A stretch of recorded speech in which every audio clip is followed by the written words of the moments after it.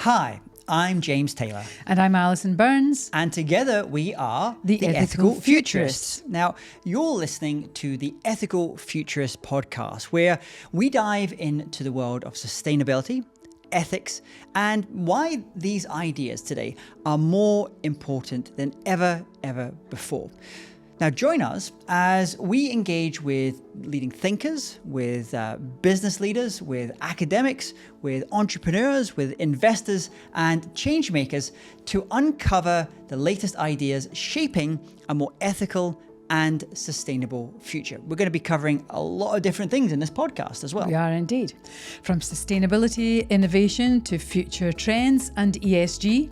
Our conversations span a wide array of topics, including renewable energy. We're going to be looking at clean tech, ethical investing, food systems, and much more. Yeah. In each episode, we explore really crucial issues such as carbon emissions, the circular economy. We're going to be talking about rewilding, net zero carbon goals, and the future of food and energy, something that Alice and I are really passionate about. So whether you're interested in lab-grown meat, alternative proteins, sustainable finance, or climate-related risk, we've got you covered. Are you looking to secure a keynote speaker who's well-versed in sustainability, ESG, or any of the engaging topics featured on the Ethical Futurists podcast? Well, look no further. Connect with the experts at Mena Speakers to book your ideal speaker today. Just go to mena-speakers.com. That's mena-speakers.com. Alternatively, you can drop them an email at book@mena-speakers.com to book the perfect speaker for your next event. ASRAC is a non-profit marine conservation organisation registered with the Community Development Authority in the UAE, and it's on a mission to achieve cleaner, healthier, and better protected oceans. Its purpose is to gather communities from right across the UAE and inspire them to make positive changes to help our ocean. ASRAC's goal is to encourage corporates, schools, and individual ocean ambassadors to make a big difference and spread the importance of keeping our ocean alive. If you'd like to join the UAE's biggest ocean movement, become a member at www.asracme.org. That's www.asracme.org. Marian Fletcher is a leading expert in sustainability and climate education in the Middle East. Throughout her career, she has worked for organisations such as the UN, ILO, and World Economic Forum on projects related to illegal fishing, human rights, plastic pollution, and economic diversification. She is the founder of the Climate Club, a solutions-driven social enterprise with a mission to educate and empower individuals and organisations to integrate sustainable practices, drive positive change, and foster a future where environmental stewardship is a ubiquitous and intrinsic priority. She is also a TikTok verified champion, board director to marine conservation NGO ASRAC, adjunct professor at Middlesex University, Dubai, and host of the Purpose Pod. And Maz, welcome to the Ethical Futurists. Thank you. Thank you for having me. So, share what's going on in your world just now? What has your focus at the moment? My focus is on building the Climate Club. So I have two sides, I guess. I have the club and I have the consultancy. So my background and my trade is in management consulting. And I've always worked in the space of social impact and education. And I worked with governments in the kind of policy side and businesses. And since leaving that world, I've started moving more into the NGO space. And I work with different organizations around green skills and the just transition. So that's my consulting side. And then the club is really a kind of side project where I'm trying to build more of a community and an education space for people in the community and individuals to really learn more about climate challenges and the crisis. Yeah. Well, you're definitely my kind of person, Maz, without a doubt. You've done loads, and it sounds like you're on a total mission. But what do you feel are your top accomplishments with your role as the founder and managing director of the Climate Consultancy? So I think it's really trying to build out this new framework for the just transition in the GCC. The GCC is a very unique region in the sense that there's a lot of economic diversification projects happening here, and there's a real push to diversify away from oil. And so there's big changes to the economy, and that means real shifts in the kind of workplace and the jobs that are created here. And with the green transition, there's a real opportunity to build a more equitable future and a more inclusive one. And so what I'm trying to do is work with businesses and government out here to ensure that with this green transition, with this shift, we're building a workforce that works for everybody, where everybody is educated and skilled in the kind of things that they need to be skilled in, and everybody is protected as well. So that's kind of what I'm working on there. So I mentioned at the top of the show that one of your real passions is around marine conservation. We talked about illegal fishing, plastic pollution as well. What is it about that cause in particular that resonates with you? To be honest, it goes back to my previous job where I worked with Sea Shepherd, who are a very big organisation. And we worked on a campaign around the Faroe Islands and the dolphin slaughter that goes on there. And which is horrendous. Horrendous, yes. And recognising the critical role that these animals play in the ocean, and also learning from Sea Shepherd all of the broader problems around illegal fishing and human rights issues that go on in the ocean as well, and recognising the importance of protecting the ocean. So that's what led me to kind of really start to work more in that space. And the campaign that we ran around, it's called Stop the Grind, which the Grindagrap is the killing spree that goes on there. And we managed to get the campaign to the UK government, and it went to a kind of petition that led to it being discussed in Parliament. And so unfortunately no big outcomes came of that, but just getting it recognised and getting that kind of topic on the agenda of the UK government was really exciting and important. So I think I signed that petition. Oh, really? Yeah, I absolutely did. Yeah, and I mean, what an achievement! Just getting on the radar, so it's in people's sights now. So they know what's going on. Exactly. You created the UAE's first climate literacy course. So who did you have in mind when you created that? Yes, so it's a carbon literacy course. It's with an NGO in the UK called the Carbon Literacy Project, and their goal is basically to get as many people around the world carbon literate. And so the audience is very much an entry-level course, and so it's accessible to a wide variety of people. The course I've developed right now is for the community, so it's about empowering people to understand what their own carbon emissions are, particularly in the UAE, which is a very unique place.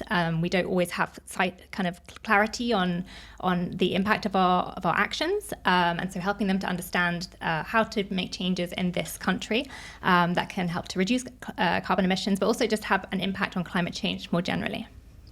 And I know there was, looking on your website as well, there's lots of courses now as well. It's not just on that. I think you had things around circular economy. There was obviously you have the connection with the marine side of things. There was courses around there as well. And are you finding a lot of people that are coming into this, where are they coming? Are they coming from other organizations that this is something they need to kind of, we're talking about green skills to upskill themselves, or is it schools? Where's it coming from? It's everywhere actually. Yeah, schools definitely, but it's people that want to transition into ESG or sustainability related jobs and not really knowing how to build that knowledge base, and also businesses as well who are looking to upskill their workforce and get everybody kind of on a baseline level of knowledge, so that they can start implementing more initiatives that change things internally for them. Now, you also mentioned the Climate Club, which we haven't been to any of the Climate Club things yet, but we are going to come along to them. You have events like a Climate Coffee Club, a vegan extravaganza, desert hikes. So tell us, what was the reasoning behind creating this Climate Club? What purpose does it serve? I guess I felt that there were a lot of panels and a lot of kind of corporate events, but not really many ways for people to get involved individually, and to do things as a community, to create a space where people can feel like they're learning and contributing as well. So, and I tried to make it, accessible to everyone. So whether you enjoy, cocktails in a bar, which was our Conscious Cocktails event, or you're really into fashion, which is the Conscious Clothes Swap, or just a coffee, then there are a variety of different ways that you can get involved and start to learn things in a very kind of organic and natural way, right? You're just having a conversation with somebody, not necessarily having to sit down and listen to a whole 20-30 minute panel, right? So your job sounds fun. It sounds like a lot of fun, but it's completely on point with everything that needs to happen right now. But in amongst all of that, what's the hardest part of your job? I think the hardest part has been, especially working with businesses, is wanting to skip straight to the speaking about things and not necessarily the education building and doing things. So I work with companies right from the education stage to implementing ESG strategies and reporting and then communications. And I find they're in much of a rush to jump to the last stage about communicating things. And often they're working still in very much the CSR space, where it's planting a couple of mangroves or, a couple of different community initiatives, but they haven't really built the solid kind of KPIs that they need to in order to have a solid ESG strategy. So it's kind of taking them back to that initial stage, the education space, educating them about what needs to be done, and then trying to work with them on a strategy to make something more concrete happen. It almost reminds me, there's something that we're exploring in this season as well, is how things like artificial intelligence can help us achieve in using data to achieve certain ESG or sustainability goals. And what you were mentioning there, it reminds me almost a little bit, say a few years ago when AI was just getting talked about. It would get talked at the panels and all the cool conferences and all that stuff. And now it's very much to the point of frontline employees wanting to know, what do I need to do? Yes. How can I have an impact? What skills do I need to learn? So it sounds like that's kind of where you're at the stage now. And so the carbon literacy course is about making a pledge. So what can I do personally? And actually, people don't recognize that in their workplace they have tremendous power to change things. So you might not feel like you're that powerful individually, but when you have a role in a company, everything you're doing in your job can be made more green. And so we encourage people to make a pledge, whether that's at home, turning off the AC when they can, or electricity or whatever, but also in their businesses, how can they actually help things, whatever their role is. And they say now every job is going to be a green job. So, everybody needs to start thinking about what their job means in the kind of green transition. If water could speak, what would it say? We're sure it would say, if you take care of me, I will take care of you. If you love water and marine life, then you'll love the latest book from Julie Lewis called Uncharted Waters, Discover Your Hidden Depth. It offers readers a chance to really explore the wisdom of water through thought-provoking journal prompts, through various inspirational quotes, and really captivating stories from their author. It's an invitation to explore the many, many ways that water can teach us lessons on embracing change, on finding flow, and on building resilience and playing your part in this well-being of our planet. Copies of Uncharted Waters can be ordered on Amazon, and if you would like a free chapter download and more information on Julie's book, then simply just head to julie-lewis.com/uncharted-waters. That's julie-lewis.com/uncharted-waters. Plus, 10% of royalties from Uncharted Waters will be contributed to ASRAC's marine conservation programs. It's interesting because I was reading a report recently, and it's saying that for Gen Zs, and probably beyond, is that climate anxiety is a real thing. But it's because, do you think it's because you feel helpless? But when you're tackling it from your angle, saying, no, actually, you've got choices. You've got choices, and you can actually make a difference. Definitely, yes. I think people need to start thinking about what role they want to have in things. Absolutely. You can be a communicator, a great communicator, or you can be an engineer, or whatever your role is. There's some way of making that a green job as well. So, in your kind of sustainability journey, you've gone from this world of kind of management consulting and into the kind of things that you do now. Has there been a key aha moment where you just kind of went, oh, okay, maybe the light bulb went off, and you just went, oh, maybe I need to think about this differently, or just something changed? Yes, I think it's when I was realizing that there's all these panels happening, but there's nothing that individuals and people outside of the sustainability world can really get involved in. And COP was a great, obviously, 2 weeks for people to kind of explore that space, but I wanted to create something a bit more long lasting. And so the Climate Club started as just a WhatsApp group, and we've grown to over 250 people in that WhatsApp group now. And I'm starting to build more of an online platform to really bring it to life and make it more accessible, and have a hub where we can have resources and courses and all the events going on, not just the Climate Club ones, but everybody else's, and create a kind of forum for people to communicate about things and learn and meet other people. Do you think, can you see a vision for that being an international thing, so they can actually, it's almost as if the people in the WhatsApp group, if they're kind of inviting from international Masters, you could actually have chapters. Yeah, exactly. That sounds like an amazing thing. I think definitely, at least in the GCC, I would love that. I think the other GCC countries have a lot of scope for it as well. Yeah, especially I know in Saudi where we travel a lot to and do a lot of work where you have this young population who are just they're interested, they're curious about these areas. Let's come to some quick fire questions for you. Alison, do you want to go first? Is there a book that you would like to recommend to our listeners in relation to anything that encompasses what you're about as a person on this planet? Oh, that's a good one. I mean, I always recommend actually Bill Gates' book, How to Prevent a Climate Disaster, I think it's called, as an entry-level book, because actually he really dumbs it down actually for people and makes it very accessible. So that's always a good starter book. And then I started reading recently The Climate War by Michael E. Moore. And a lot of my videos on TikTok actually about climate disinformation come from that book. He talks about the kind of decades-long lobbying campaign that's been going on by different industries to try and prevent and delay climate action. So that's always a good one as well.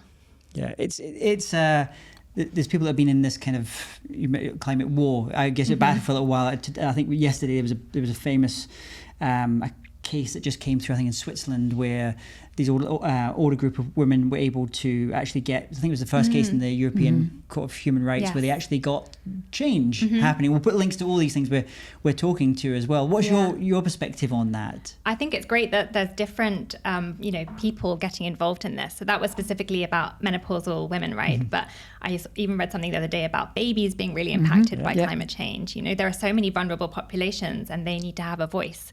And so forums like, European courts or something are really good avenues for them to be recognized. And, part of the just transition is about social dialogue and listening to these vulnerable populations and how they're being impacted. So I think it's super important. Talking about listening, what about a podcast? Is there a podcast that you listen to a lot? It could be on this area of sustainability, ESG, or it could be just a podcast that kind of inspires you to do the work you do. To be honest, I listen to more business or entrepreneurial podcasts.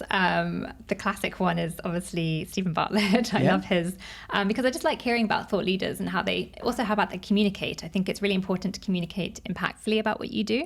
And he speaks to such a wide variety of people doing amazing work. So that's always inspiring. And then there's one called My First Million, which is more just about entrepreneurial journeys, I guess, which as an entrepreneur myself, I'm very interested in learning from others just hearing other people's stories. Fantastic. And this is kind of like my final question, but this is quite a big question, I suppose. What does an ethical and sustainable world look like for you in relation to how we want to leave the planet for future generations? Great question. I mean, I think actually having a planet to leave to future generations is a good idea. The first start. But really about an inclusive one, one where everyone is well informed and playing their role, where everyone is brought along in the journey, no one is left behind, and where we are all kind of contributing and playing our part. I think that's really important. Beautiful. If listeners want to learn more about you, we spoke about the Climate Club, we spoke about your consultancy, all these things, where should they go? Where's the best place for them to go? How is best for them to connect with you if they want to learn more, maybe to get the organisation involved in some of these courses you've been talking about?